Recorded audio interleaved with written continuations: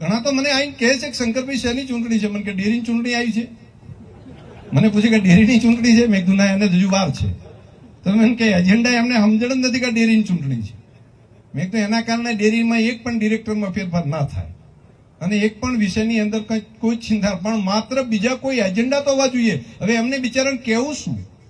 હવે એમ કેવું આ મોદી સાહેબ માટે કઈ કહીએ કે 370 ની કલમ હટાવી દીધી એના માટે કઈ કહીએ કે? ગરીબોને અનાજ આપવાનું કામ ઘરે ઘરે અત્યારે આપીને થાય છે, એમાં કઈ કહીએ કે? ખેડૂતોની અંદર એના ખાતામાં ડાયરેક્ટ પૈસા જમા થાય એ બાબતમાં કઈ કહીએ કે? નર્મદાના પાણી અહીંયા પહોંચે, સુજલમ સુફલમ ઉનાળે ચાલતી હોય એ બાબતમાં કઈ કહીએ કે? તેમને કેવું શું? તો ઉમેદવારની બાબતમાં કઈ કહી શકે? તો ના, ઉમેદવાર ભણેલા ગણેલા છે, હોશિયાર છે. ગલબાભાઈના ત્યાં આગળ સેવાના સંસ્કારો મળેલા છે, એમાંય કઈ કહેવું નથી. તો પછી કેવું શું? તો મને લાગે છે કે જે પેલું હોય ને થોડુંક ઠીક હોય, ખમે હોય ને બરાબર મારે.